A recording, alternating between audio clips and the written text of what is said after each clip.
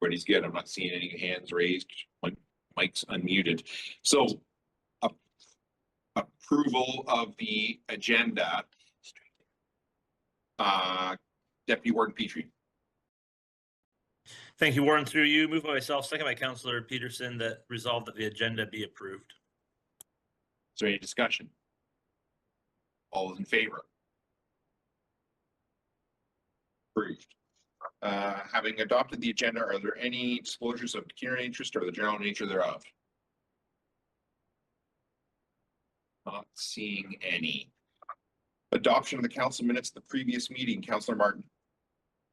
Thank you. Moved by myself, seconded by Councillor Schaefer, resolved that the council minutes of June 11th, 2025 be adopted. Is there any discussion? Seeing any. All those in favor? Opposed? That is carried. No public meetings, no delegations, presentations, and therefore no consideration thereof. No correspondence to consider. Reports from departments. 8.1 Public Works, 8.1.1 PW 2025-39 always stop at Oxford Road 33 and Oxford Road 60, Township of East Sora, Tavistock. Director Abercrombie, is there anything you would like to highlight for council before I ask them for questions? Thank you, Warden Ryan. So the report before you today recommends an always stop at the intersection of Oxford Road 33 and Oxford Road 60 in East Sora, Tavistock. This intersection was identified in the 2024 Transportation Master Plan as one of the top 10 rural intersections for collisions. We were able to complete an intersection control feasibility study this year, and while the traffic volumes do not yet meet the threshold for an always stop, the number of right angle and turning collisions do meet the provincial warrants. The recommendation is to proceed with installing stop signs, flashing beacons, rumble strips, and pavements and advanced warning signs in Q3 2025. This intersection is also in our work plan for 2026 to have illumination installed, but we are not proposing to advance that at this time. It is seen as beneficial due to the timing with electrical services and that we're not sure we're actually able to complete it this year. So we are planning to still do that next year as part of our work. And I'm happy to answer any questions that council might have. Thank you. Questions from council on the report?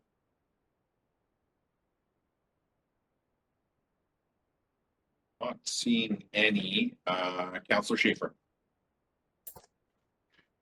Thank you, Warden. Through you, moved by myself, seconded by Councillor Martin.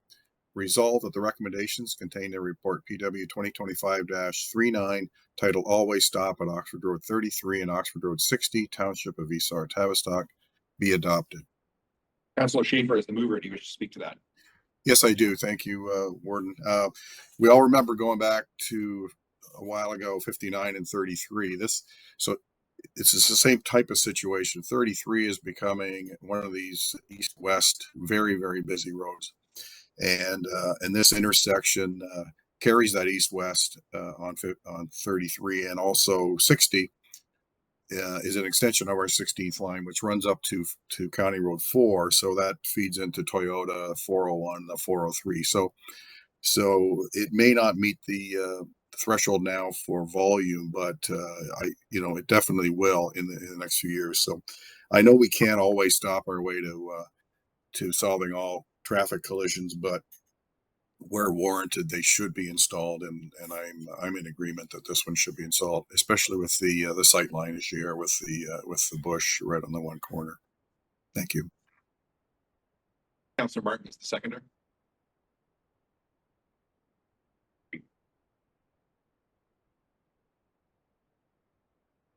Deputy Warden Petrie.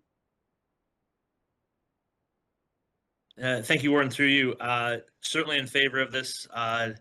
There's some rural areas I don't have a lot of experience with, but last year I came across a collision at this very intersection when I was on the way to the paramedics barbecue in Norwich, and it was coming from Innerkip, and it was a very serious collision. There's a lot of traffic in that area in northern part of Woodstock and going north, and so I can definitely see, as Councillor Schaefer said, with the sightline issues and the collision there, as this area gets busier, that this is certainly warranted, and it's a concerning aspect of as we grow and as we get more connected and more paved roads and more traffic on them, it's going to create these situations where we're going to have to increase our controls of intersection to make people maybe, you know, you always hear these things about people blow stop signs and stuff like that, but hopefully the other side doesn't. And if there is a collision, it's a lot less severe than if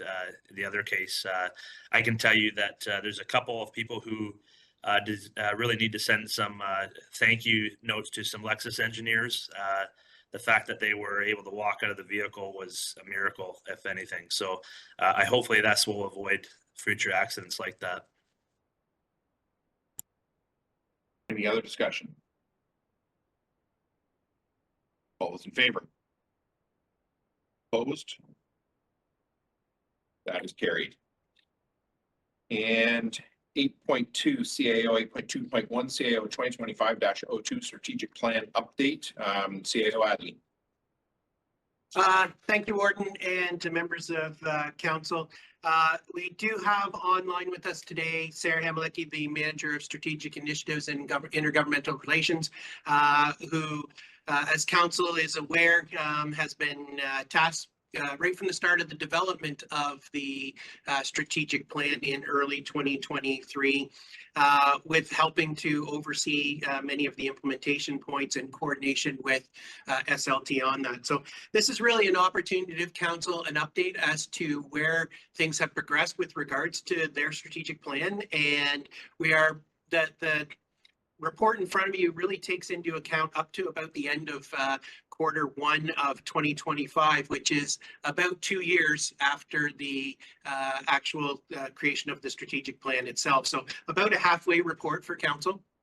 And really our first kind of attempt at coming back and providing some information on that.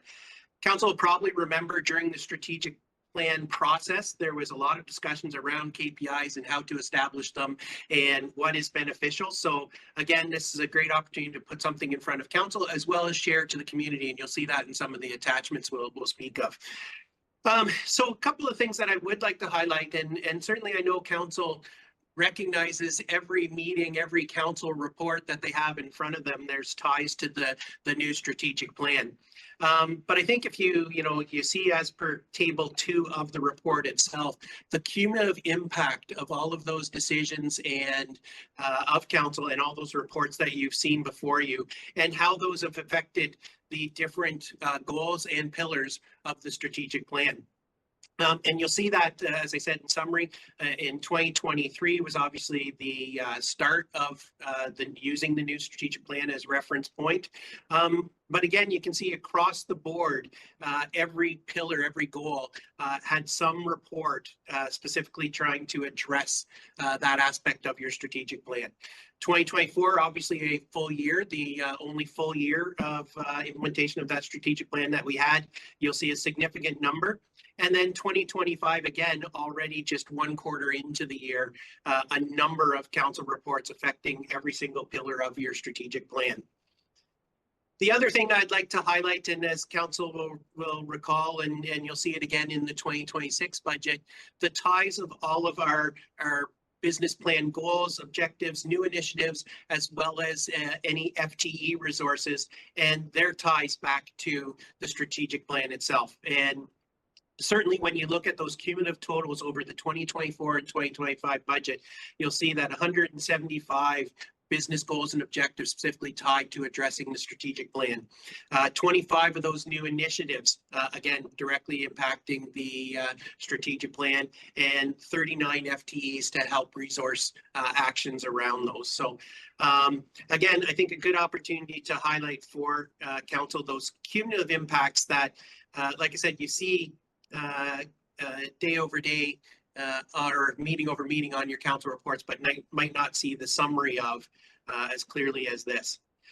In the attachments itself, I would like to go to attachment 1 specifically and address to council that this is what's intended to be kind of a community summary that we will provide for through our Oxford County website, as well as advertised through social media impact, really just kind of showing each of those community pillars, each of those goals underneath them, where they're at. And with many of them being ongoing and perpetual, you will see that ongoing last for a long time, and is actually something that is an achievement on itself, is that we've actually moved those towards ongoing and continuing on.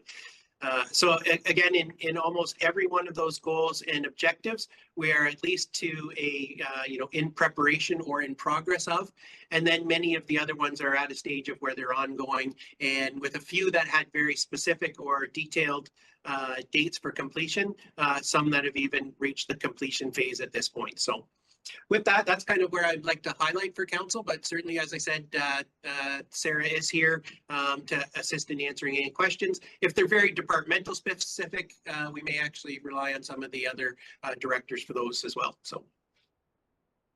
Thanks, Ben. Questions from council on the report? Deputy Warden Petrie. Thank you, Warden, through you.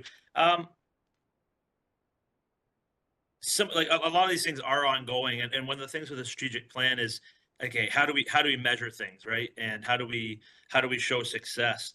And so I wanted to get staff's opinion on, this is kind of this term of council's strategic plan. Are there things, even the ongoing one, really about what we hope to achieve in this term on that project, to show that as a goal and how we've completed that goal for this? Like in the comment section, it says, a lot of the initial items are complete, but there's monitoring with that, which takes on. And I think being able to show the community that, the work to plan what we're going to do is complete, I would say that that's a success. The monitoring is something that's ongoing, and it's always going to be ongoing to see if we're going to be successful. But those other items of, 100% housed, we're not going to get there in this term of council. But what are our goals in this term of council to try to achieve? So we can say, yes, that was successful, or we need to put more resources into that as a council, because that's always a struggle of, from my end, is what are we trying to achieve, and how are the resources we're putting in there sufficient for staff to do that, without giving you a goal that's unattainable, and it makes it harder for you guys to be able to implement that. So I'd like to get your thoughts on, would it be helpful to have more clear goals for just this term around those items, so it's measurable and manageable, or is it preferred just to keep it broader, general type of statements? Through you, Warden, a great question, and definitely one that staff have asked and debated back and forth as well too. I would agree with you that a lot of things being, kind of ongoing is an achievement. We've got them through to that phase where now we're monitoring and ongoing, or moving towards reaching a larger goal or objective. Some of those that council has obviously set through things like the, 100% housed or 100% renewable energy or things like that, have longer dates or commitments to those. Through different reports, we do come back and report on the progress and have some smaller goals. If you think of the 100% renewable energy and our green fleet initiatives, for example, there's end goals, but there's also goals that have been set at certain stages of that. So we continue to monitor those through other reports, and that.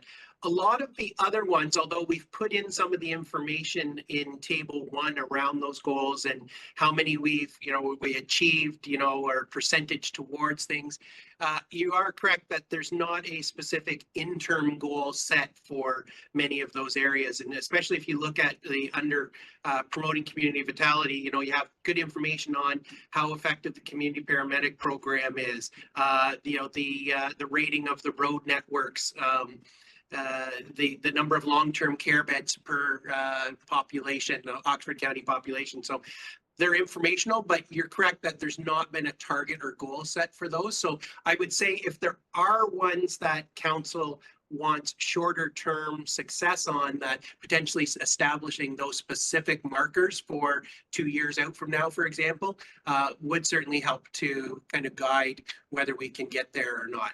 I believe Sarah would have some additional comment to make here as well. Manager Hamileki? Yeah, I do have a couple of comments. And Brian, through the warden, I do appreciate the comments and the thinking about that. And it's something, to be honest, that has been a little bit challenging in terms of what is the best way to actually show progress. I think, as the CIO already mentioned, we struggled with that even in sort of establishing what are our true metrics. So a couple of things I think just to note in particular, that it is an evolving process. And I think obviously the way that the county has been able to start to utilize and really sort of embrace and use our strategic plan to drive the work that we do. So to evolving is how we report on that. So I am eager to make improvements to this in the way that we can actually provide reports and updates, because to be honest, I just there's room for improvement. The other thing I want to mention is that I think obviously when we do the next version of our strategic plan, I think that is an opportunity to discuss what we want that to look like. There are certainly advantages to keeping the goals and objectives a lot more broad. But there obviously could be some benefits to having things more specific. But what I will say is that I think we have an opportunity here to sort of even better connect and make connections to our business plans, because ultimately that's what they really are, is more of the, every year the getting into a bit more of the nitty-gritty in terms of, okay, here's our broader strategic plan, but here are the specific things that we're going to be doing. And I'm wondering if that is the way that we can better connect the two to reflect in those situations with ongoing in particular, to say it's ongoing, but here's what we've done and here are the specific objectives. Here's the council report in particular that advances, things like that. So I think that might be an opportunity, if that kind of helps to answer your question. Deputy Warden, follow up. Your hand's still up there. You're on mute. Yes, I do have all. So yeah, and that's exactly as I've gone through probably too many strategic plans in different organizations. Now that's something that keeps coming up. It's not an Oxford County thing. It's how do you measure success and show these, because these are broader statements of at the governance level of here's what we want to achieve, and then how do we measure that and give you manageable tasks to be able to do. And that's really where I'm interested in is what is a manageable task for the time frame that for these big broader statements, and that we can show success, oversight, and to the community what's being done to achieve those larger ones throughout the organization. So I appreciate the answer. Thank you very much. Anyone else? I'd really like to emphasize the Deputy Warden's question and Manager Hamileki's response to that, because I think, while this is the strategic plan for this term of council, and so right now it's up to the 10 of us, to do our best to be right about what the long-term goals of Oxford County residents are. Many of these initiatives will not be finished by the time this term is over. So for this council, this term, really the goal should be to some extent to, if we are right, and we'll find out in a year and a half, but if we are right that these strategic initiatives be embedded in business plans, policy, budgets. So to some extent, that is, for a term of council, that is the measurable milestone, even though the ultimate objective may not be achieved. But I think when council's embedded their strategic goals in business plans and policy, then within any given 4-year period, that's about all a council can really hope to do, unless it's a relatively simple short-term goal. Anyone else before I call the question? Did I ask for a mover for this? I did. Any other questions? Councillor Mayberry. Thank you, Warden. Moved by myself, seconded by Councillor Accioni. Resolve the recommendation contained in Report CEO 2025-02 titled Strategic Plan Update be adopted. Is there any discussion? So Martin. Thank you, Warden Ryan. I really appreciate the update, Ben. This really, I'm a visual person, and so attachment number 1 really helps to put into place exactly where we're at, where we're going. It's interesting, Warden Ryan, you just use the word embedded, and as counselors, we are very much embedded in this work. We're surrounded by it all the time, and you do updates on the radio, and we do our communications, but people in the community still come up to us every once in a while and say, so what are we doing about homelessness? What are we doing about safe and wellness in our community? And so to be able to have this information and to be able to visually lay it out for people, I think not only it demonstrates that these are complex issues, but the work is in progress, and so I think this is a fantastic tool for us to use every day to show and to demonstrate to the community that the work is in progress. And so I really appreciate the report. Fully support it. I hope that we'll see another update close to the end of the term to see how we have continued to move that needle forward. Deputy Warden Petrie. Thank you very much. Again, supportive of this. I think it is important to show. I remember being at one of my first UTRCA meetings, and at that time, Councillor Ryan was a member there, and we were doing our strategic plan there. And one of the things Warden Ryan now was pushing for was measurability. And again, this is so important. And I agree with him. That was that struck a button then, and it's the same one now. Is that being able to show what we do and how we do it? It's it goes back to some other conversations we had about people looking for information and transparency. Everything we do is transparent in there. And I think also it goes back to celebration of what's been achieved. Time goes so fast that we sometimes fail to recognize those small reports that come forward, the big ones that come forward. They move fast. And so be able to see this, again, as Councillor Martin has said, with visual is a good thing, and to be able to see what's been achieved. So again, thank you very much for the report. Anyone else?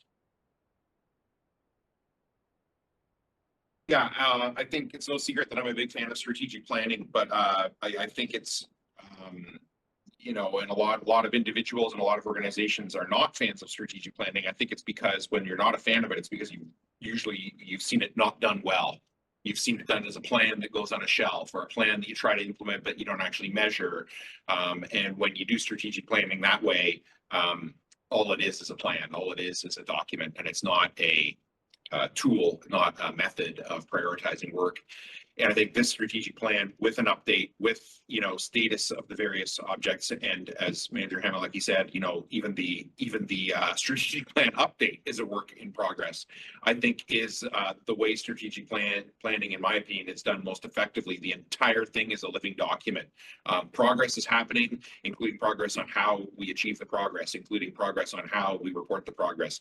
That's what makes it institutional, and that's what actually in the long run embeds it in business plans and budgets and makes it a thing that becomes how the organization behaves. So very supportive of this plan and update. I'm expecting that we will get an update well before the end of the term on where we're at with this, but looking forward to seeing next steps in this reporting, and obviously progress on the specific strategic plan goals as well.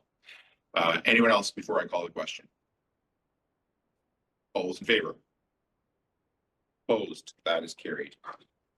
And 8.3 corporate services, 8.3.1 CS 2025-22 artificial intelligence policy. And Director Bugner, is there anything you would like to highlight for council before I ask them for questions? Yes, thank you, Warden. I'll just briefly give you an overview on this policy. It's been a long time in the works, although AI has only been out for a few short, in the mainstream anyways, for a few short years. We've been actively participating in reviewing others' policies out there, and there are few and far between, as well as we saw direction from, legislation from the federal level. And so that has helped somewhat inform the policy that's in front of you today. So the policy is to set guiding principles out for staff in terms of the use of artificial intelligence in their work. And so we've done so with a number of principles that align with the county's core values within our strategic plan. Some of which include a risk. So we evaluate the risk of using an AI system. We look for any biases or impacts that might result from an intended or unintended negative consequences. We will perform ongoing monitoring to ensure we maintain fairness and security risks. We will review and revocate anybody or any use of AI system that no longer meets our needs or our policy requirements.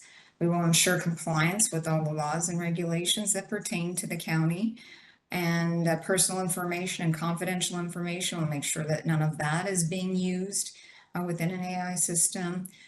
And we'll review the generated data before its use, and we will reference information that has been generated by the use of AI in our reports and decision-making processes.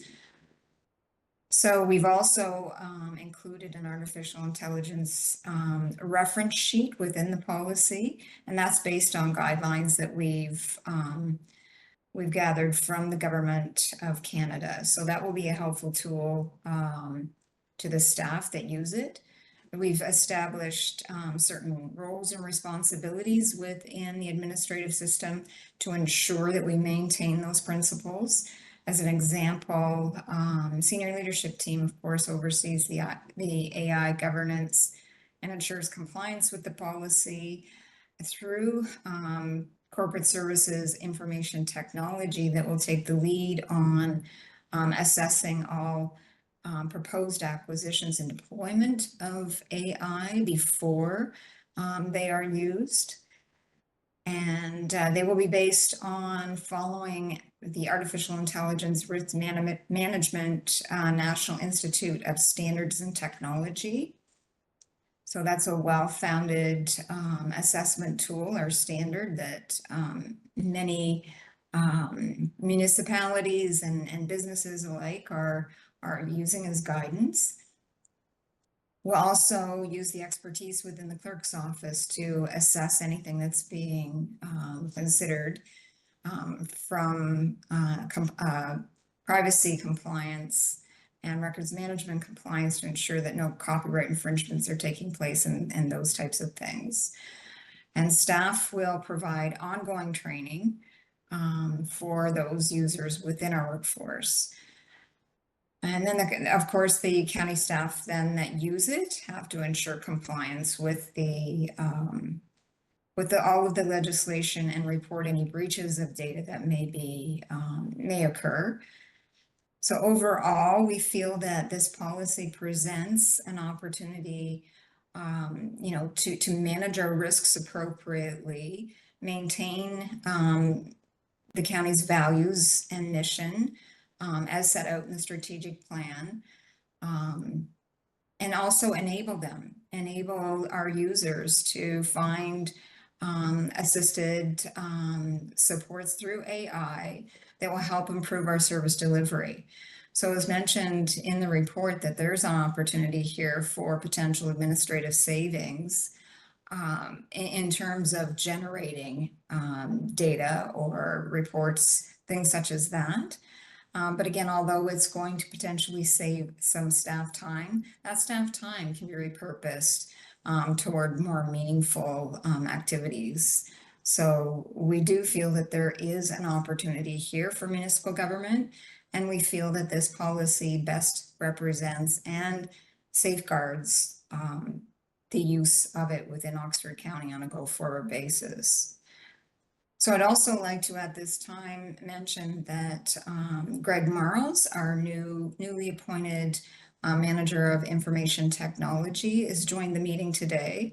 He comes to us very recently. I think tomorrow marks the first of 1 month on the job here in Oxford County.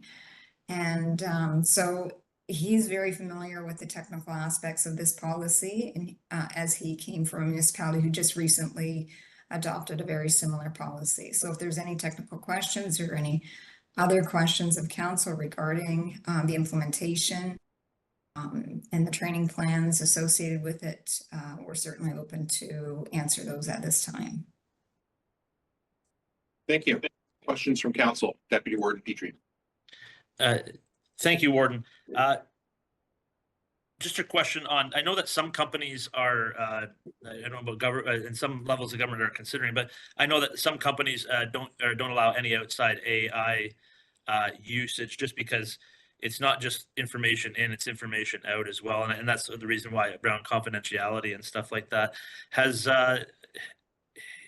Is there, if that was the case where it became, is there options available for an organization like a municipality to have that option in the future? Well, I'm sure in the future, but is that something that's available now?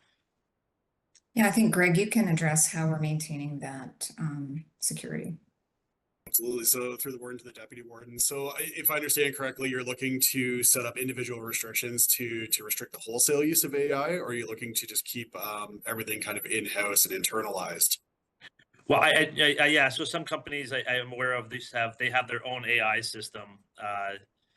It's an internal AI, and I know that there's like a government AI that may be available. I've heard about, but just because it's trying to be designed to restrict those security concerns. So I didn't know if that was something that had been or will be kind of looked at going forward to try to further enhance the security aspects of it. Okay, perfect. Absolutely, yes, that's something that's going to be taken into consideration. Most AI models, including the one that you mentioned, the Gov AI one, does use third-party services. They just establish kind of a strict boundary as to what that AI is capable of doing. So that will absolutely be part of any consideration that's done for the AI policy. Any other questions? Seeing any, Councillor Yalbasi. Moved by myself and seconded by Councillor Tate, resolved that the recommendation contained in report CS 2025-22 titled Artificial Intelligence Policy be adopted. Is there any discussion? I would, Councillor Martin. Thank you, Warden Ryan. I'm really glad to see this policy coming forward. Last week I was at the Association of Local Public Health Agencies annual conference, and we've done a lot of work around the AI and understanding AI for public health. And I think that the similarities for municipalities are there. I think there's a tremendous opportunity for enhancing our efficiencies, but I'm really, really glad that Director Buchner, you addressed the workforce upskilling, because AI is simple and complex all at the same time. I think there's tremendous opportunities for us, but you can very easily use and misuse pardon me, AI in the workforce. So I see tremendous opportunities for us in asset management, where there's like a tremendous amount of data to churn through. I think that this short term, while there will be workforce upskilling, has tremendous long-term opportunities to reallocate staff resources to where they can best be used. So I really appreciate the policy. While it is appears to be quite simplistic at a glance, it is quite robust as a policy. So well done. Appreciate your work, Mr. Marles, and look forward to seeing this being put into implementation. Deputy Warden. Thank you. I just want to say I'm a huge fan of this policy. I think this is a great opportunity to say where we can all grow stronger together. We have a policy here that I know I've shared with my administration as well, and I would encourage everybody. This is something the old R&D, the rip off and duplicate, will work very well because the county's put the resource into developing this. Staff, I know our staff in the town of Ingersoll, and I'm sure every staff is very bullish on AI for the good reasons of it does make people more efficient and get things done in those boring tasks of trying to make those routine tasks quicker and stuff like that. But at the same time, this is an excellent example. I think that the threat of that AI is similar to phishing when it comes to confidential information and our partners and what we deal with. So having some guidance for staff and counselors and everybody involved is extremely important because these tools are going to get extremely powerful. And we are dealing with sensitive information and sensitive subjects, and I think that's something that we need to be cognizant of. Anyone else? Yeah, I think this is an excellent policy, and one of the reasons is, just as one example that stood out to me is section 4.4 in the policy: personal information and/or confidential data shall not be inputted into an AI system in the absence of clear lawful authority to do so. I really, as I was reading through this policy, it really seemed to me that this is like a sprint and a marathon all at once for staff to try to understand the rate of change, but also that it is never going away and it will just probably continue to change and increase the rate of change. So it really needs to be sort of broad statements like that: shall not, without authority to do so, is the only way to really, protect against the potential risks here of it. I am sure this policy is going to have to evolve, but I think broad statements like that are the kind of ones that will reduce the need for the policy to evolve, but also in the meantime should give council and residents the confidence that when there are statements like shall not be inputted without clear lawful authority, should give us the confidence that it should not be used inappropriately. We have those controls in place through this policy. So yeah, I think this is an excellent policy, and really I'm happy that we have it here in front of us today. Anyone else before I call the question? All those in favor? Opposed? That is carried. And 8.4 human resources, 8.4.1 HR 2025-02 volunteer firefighting policy. Director Smith, yes. Is there anything you would like to highlight for council before I ask them for questions? Thank you, Warden Ryan. Through you to council, just wanted to briefly highlight the policy and why it's being proposed to be implemented. The county has always had volunteer firefighters who work in either part-time or full-time positions with the County of Oxford, but we've never had a consistent approach to how, or the process around how those staff can or cannot attend volunteer firefighter calls during their working hours. Obviously, we have positions that could never attend volunteer firefighter calls, like our paramedics or our long-term care staff. They couldn't leave their work site during their work day to attend a volunteer firefighter call. However, we do have many positions throughout the county that could, in certain circumstances, leave their workday to attend a volunteer firefighter call where it's operationally feasible, where they're not putting, their fellow coworkers or the public at risk. So we recognize, obviously, the important role that our volunteer firefighters play within our communities. So this policy enables those individuals who work in certain positions to attend calls during their workday with some reasonable parameters around that. So happy to answer any questions that council might have about the proposed policy. Thank you. Questions from council? Not seeing any. Councillor Tate. Moved by myself, seconded by Councillor Galvezi, resolve that the recommendation contained in report HR 2025-02 titled Volunteer Firefighting Policy be adopted. Councillor Tate is the mover. Do you wish to speak to that? No. Councillor Galvezi. Any other discussion? Not seeing any. All those in favor? Opposed? That is carried. Unfinished business. Not seeing any hands raised on that. Motions 10.1, Deputy Warden Petrie. Thank you, Warden. Through you, moved by myself, seconded by Councillor Galvezi. Move to amend 5.5 of the Oxford County Policy 6.07 purchasing policy so that competitive procurements that are of an amount of $1 million or greater have the same approval authority as the competitive procurements that are currently more than $100,000 and less than $1 million.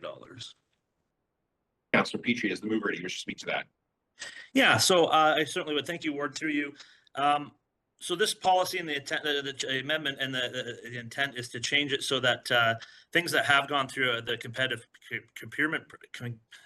procurement process and are within aligned with our budget and over $1 million are allowed to be made at the staff decision level. And to me, I think that the one, it would stop a lot of reports coming from council that really have always been approved without question. And I think there's an opportunity for oversight to still happen, given that there's and speaking to staff, I think there's an opportunity to have those contracts reported in like the quarterly financials on another member, so matter so that they can be seen. But really, the amount of oversight, anything that would happen outside of the budget, over budget, or that didn't meet the procurement policy process would have to come back to council anyway for oversight. Now $1 million, so a contract of $990,000, staff do that, no problem. $1 million sounds like a lot of money, and it is, but I would argue that those purchases that are made below $1 million and approved at staff level, if added all together, far probably outweigh all the other ones. And seeing that it is through a procurement process, there's checks and balances in that policy as well. And we have approved these items through budget. Also staff time to be able to write all these reports. We get many, I didn't have time to go through and add them all up just for this year, but there's been many that have come. The county does larger projects. But I think that this will make our meetings more efficient, not change the amount of oversight whatsoever, and ever put the county at risk, but still have the ability to have that reporting done. I would argue that maybe we see, there's an opportunity to report all contracts that go out, but I don't know how tedious that would be for staff to be able to do. But by transparency, I think is still there as much. I could not see how having this as it was adding a useful level of governance and oversight based off just the dollar amount, because everything else was being done in accordance with our policies. So I will leave it there, but I think this is a way to make our meetings more efficient and staff more efficient. Councillor Gilbasi is the seconder. Any other discussion? Councillor Martin. Thank you very much. I appreciate the opportunity to speak to this, and I appreciate your work on this, Deputy Warden Petrie. Apologize. I understand that the goal is efficiency, but I do have a few concerns around transparency to the public, which is our obligation, and that at the end of the day, council is responsible for every contract that is issued. And so I would be curious what staff would have to say about this. What are the pros and what are the cons? Because $1 million is our threshold right now, which 10 years ago was an enormous amount of money, and in today's dollars, $1 million. So maybe the threshold might need to change, but I do believe there needs to be a threshold in which council has the final say on awarding contracts. So I would like to make an amendment to the motion, and it has been provided to the clerk. And I'm simply adding a sentence before Deputy Warden Petrie's motion, that council direct staff to return with a report on the impacts of amending, and then the rest of Deputy Warden Petrie's motion. Would you like me to read the whole thing? No, I think you read the amendment, so that's what we'll deal with right now. Do you have a seconder for that? Would anyone like to second that? Councillor Tate. Thank you. Okay, so I'm just going to check here. The clerk, you have the proposed amendment wording. Thank you. So then Councillor Martin, on the amendment, as the mover, do you wish to speak to your amendment? Yeah, the amendment is very straightforward, that staff, that we direct staff to return with a report on the impacts of adapting this policy. So I would just like, I would just like staff input on it. Councillor Tate as the seconder on the amendment only. Yes, I have the same concerns as Councillor Martin, so I think it's important to see what staff have to say because we're here for the public and it needs to be completely transparent. Deputy Warden Petrie. I would just question if this is an amendment as it changes what the motion is about. It's asking for a report to come back. To me, it's more of a deferral thing or something like that, rather than amendment. Because if we amend this, the port's it's asking for a report to come back. It's not asking for this change anymore. Yeah,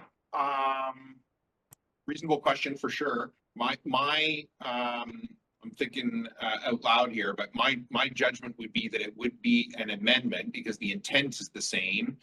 It is simply to get a report on how to do it, like on the impacts of doing it in advance of actually doing it. My interpretation would be that this would be sort of adding a step in the process of going to the ultimate change, as opposed to simply changing it.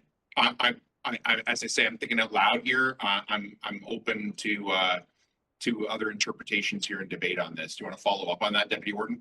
Yeah, I don't have a problem with getting a report back because I think the report will show. Yeah, I'm confident in that, but it's just more. I don't want to change the action. I don't want to lose the part of it that's. I don't want to change the motion to say that we just get a report back on this. I want to be able to, if the report, I want to keep the motion on the floor if possible, right? So. Yeah, and I think the thing to me that the more I think here about it is it says report on amending. Like, so to me, my personal interpretation, and again, maybe we need to ask staff what they would interpret this as, but it would say report on amending it, like on doing it, not on whether we do it. But the report would give staff then the latitude to say, are there other things that should be considered in amending this? This would be my interpretation at this point anyway, but I'm still open to anyone else. CAO and I are just talking through procedurally, like what is the outcome of the amended motion versus the original motion, and does it preserve the intent? And to be honest, I'm not totally clear yet on that. Deputy Warden. This Deputy Warden raises a good point. Like the motion that was here was to amend the policy. So the policy would be amended. It would not necessarily even come back to council because direction would have been given by council to do it. And that would be it. Whereas the amended motion says to bring back a report, which would then result in a subsequent decision of council, what to do with that report, which modifies the original intent of the motion to say to change the policy. So I'm not really sure what to do here because right now only the amendment is on the floor. I see the Deputy Warden's hand is up. Deputy Warden Petrie. I would offer the solution of removing the amendment and moving a deferral to get a report on the item. To get information on that would be my suggestion. So right now the amendment is on the floor, moved by Councillor Martin, seconded by Councillor Tate. Would you be agreeable to withdrawal of the amendment? The intention being to then defer the original motion to get a report from staff on that motion. So as the mover, I would say that if the amendment is withdrawn, then the next step would be we are back to the original motion and whatever steps happen after that are dealt with. So I can't see Councillor Tate on my screen. Councillor Tate, are you in agreement to withdraw the amendment and see how this plays out? Yeah, that's fine. Then as the mover of the amendment, I will withdraw. Okay, and agreed by the seconder, so withdrawn. So then we are back to the original motion, and I think Deputy Warden, your suggestion was that we defer the motion with the intention of getting a report back from until there's a report from staff for consideration of council. Yeah, and I'm willing to make that motion the report to defer for a report back to council on the effects of implementing this amendment. I'm going to pause for a second to make sure we have, so that the clerk has some wording there.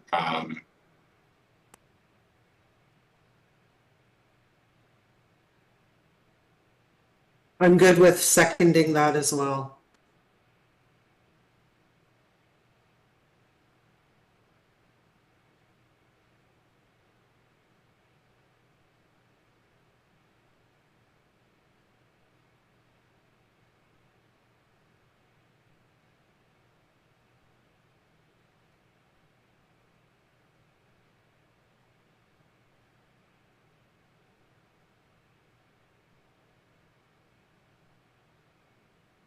Okay, Deputy Warden Petrie is the mover, Councillor Gavesi is seconder. I'm going to get the clerk to read back to you the wording here and get you to agree to it before I ask anyone to speak to it or any questions on it. Lindsay. That the motion be deferred pending a report from staff on the impact of the policy amendment. I'm good. Thank you. I'm Councillor good. Gavesi. Yep. Anyone else? All those in favor? Opposed? That is carried. And no notice of motions, any inquiries? Not seeing any, no closed session, so no consideration of matters rising from closed. Bylaws, Councillor Accioni. Thank you, Warden. Through you, moved by myself, second by Councillor Palmer, resolved that bylaw number 6739-2025 be given a first and second reading. Is there any discussion? All those in favor? Opposed? That is carried. And could I just get all staff to turn their cameras on as well, please?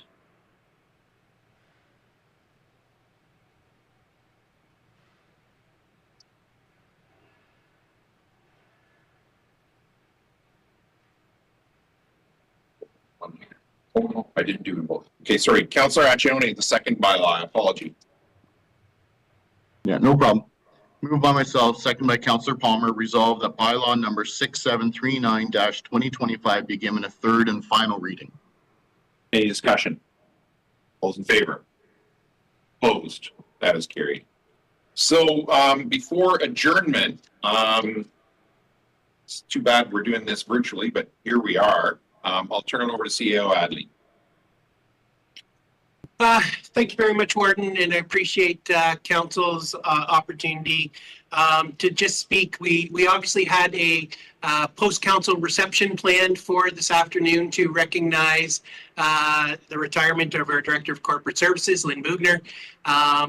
And I'll be quite honest, not that I didn't want to come and join in council, or not that we had an emergency with a flooded building. My coming back from vacation today was specifically to be able to have the opportunity to recognize Lynn in her retirement. I think as I said in my message when we announced this, it's certainly, bittersweet. I certainly, great to see an employee reach this stage in their career where they are able to retire after 23 years of service at the county, 30 years in municipal government in total. So it's always great to see a staff member achieve that. And but it certainly doesn't come without its impact for us as a municipality, as an organization, as an SLT team, and in that leadership that Lynn provides. I can tell you, I don't think I have worked with or met a more committed or dedicated individual as Lynn in her role for Oxford County. Even to the extent of, we had a policy on AI on the agenda today because Lynn didn't want to stop making sure that we move the county forward.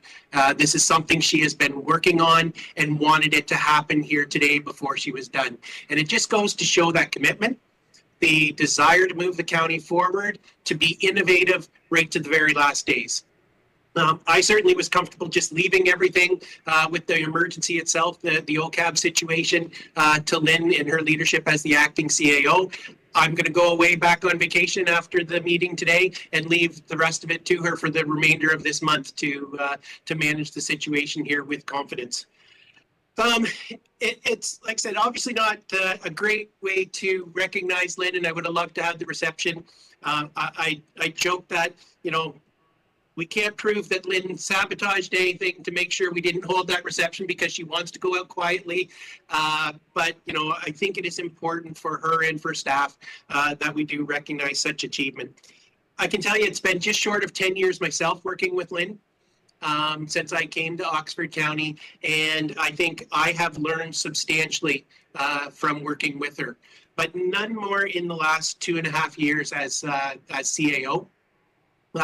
She has been a confidant, a trusted leader, and great support to myself. And I know I would not be as successful in my role if it not for the strength of our SLT team and Lynn herself. And I share that I'm certain many other CAOs before me, some of whom who would have attended our reception this afternoon as a bit of a surprise, would say the same thing, that it's been invaluable, her support. So with that, you know, I'd certainly like to, again, congratulate Lynn on such a milestone, such an achievement, and I hope that she really can enjoy retirement to its fullest. Spend her time now not doing council reports, not, you know, scouring over everything that she has to on a day-to-day basis to keep us running, but to enjoy life that she wants to have, to enjoy the things that will really bring her joy in her retirement with friends and family and whatever pastime she wants to take on and fill her void. So what I don't want to see is Lynn back in a, you know, a temporary acting, you know, role somewhere and taking on more load than she needs to. So, you know, again, I'd just like to appreciate and thank Lynn for her dedication. So Lynn has played a central part in many of the county's key accomplishments over the last 20 years. The move from the courthouse to OCAB, launched 211 service, establishing funding and grants programs that help our community partners build community in coordinated with our strategic plan and our goals. Managing the effects and impacts of the COVID-19 pandemic. For those of you who were on council at the time, and certainly directors who were here at that time, that was an ongoing struggle on a daily basis many times to figure out not only what to do on a daily basis with services, but all the various different policy changes, regulations, and funding arrangements coming from provincial and federal partners and from public health agencies that we had to change operationally what our corporate services were like daily. And very significantly, the achievement of the county's AAA credit rating. I spoke about this at the time that we achieved it at the council meeting, but it really cannot be highlighted enough, in my opinion, in that as part of funding all of the assets that we own to deliver the services that residents depend on, we have to sometimes borrow to look after those assets. As I've tried to explain to residents many times, we save up some money, just like a homeowner, we save up some money, we spend some money from the current year, and we borrow some money. The cost of borrowing that money, our ability to borrow that money, is made significantly easier by having a better credit rating.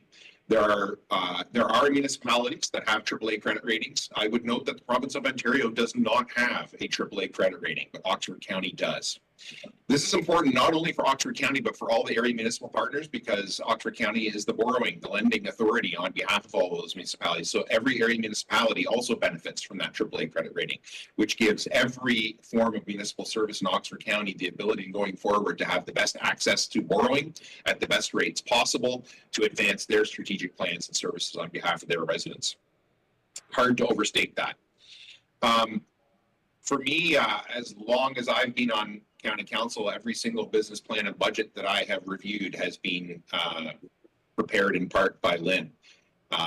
As councillors, we will frequently disagree with each other. We will frequently think that we are wrong. And we will sometimes disagree with the business plan and budget that's put in front of us by our staff and say, I don't like this part as much. I don't think we should have it there. I can say with absolute confidence that while there have been times where I have questioned some of the recommendations from Lynn, I have never for an instant wondered at all about the integrity of the advice that she has given council as long as I've been here.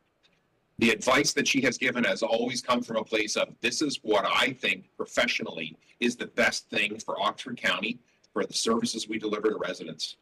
I think that it is a shining example of what bureaucratic staff can do for residents. And it can sometimes slip into the background of course I have this business plan and budget in front of me. Of course it has all these things. And of course I don't have to go through it all line by line because we have people who've done that for us.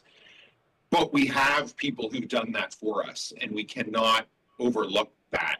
And for 23 years, Lynn has been the person who is either doing it or hiring, developing, promoting, overseeing the people who are doing it.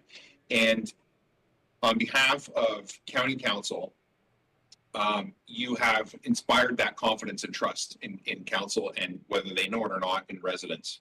So there has never been any doubt that you were bringing forward the best information possible, and your recommendations were highly informed and vetted. And I think that is reflected in the kinds of debates and questions and ultimately votes that council has passed.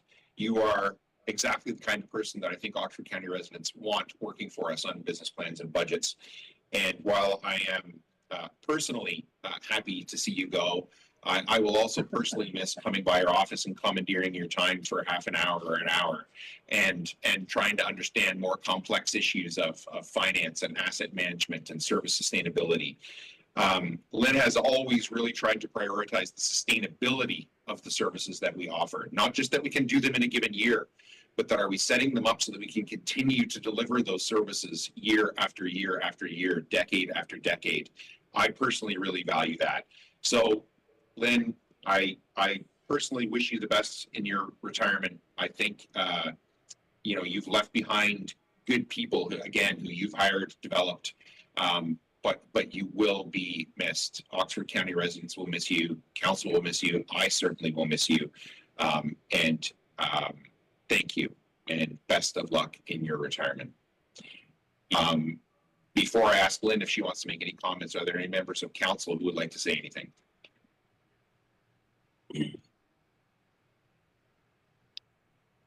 Lynn, would you like to say anything? Yeah, first of all, I'd like to thank all the councillors who have shared their kind words and well wishes through emails and personally in conversation. You know, there has been a bit of time since I've made the announcement, and that provided the opportunity, and it was a personal touch, and I appreciate that so much. But what I have to say is I feel privileged. I feel so privileged to have had the opportunity to serve the County of Oxford and its community, the place where I grew up and I still call my home. And yeah, I just can't say enough about the experience. It was such a fulfilling career here. And in my journey getting here, I had set my sights on this position back when I first started in municipal government, and fortunately I was just at the right place at the right time. But the experience couldn't have been better. I've worked with some amazing CAOs. I've worked with some very interesting counselors and you know, some very compassionate ones and a lot of commitment to the community, all in their own ways. I just can't say enough too about how they also had appreciation and respect for staff, and just as the warden said, respecting that we might not tell you what you want to hear, but it is a professional opinion, or at least that's what we're hired for. So no, it's just, I look back and I just am so pleased with how fulfilling my career has been, and I owe it all to Oxford County. And again, working with some amazing CAOs that have mentored me over the years, and Ben being the most recent, and I too really appreciate the support he's given me. He certainly worked very vigilant with me in preparing for this. We worked for over a year now trying to get things kind of set up so that I could depart without too much disruption on the staff, and by all means, don't feel bad for not having a celebration event this afternoon. My heart goes out to all the facilities folks that have worked so hard in the past, well, since March, in renovating this building, and to see it all not all of it be damaged, but to be so dramatically damaged, you know, over one night, it was just unreal. Like, I mean, when we came to the doors in the morning, it was just unbelievable. So, you know, we really need to concentrate on supporting those staff that are working, you know, day and night trying to get us back in our workplace. And that's what we do. That's when I look back on my history here at the county, like when we're faced with challenges, we all step up.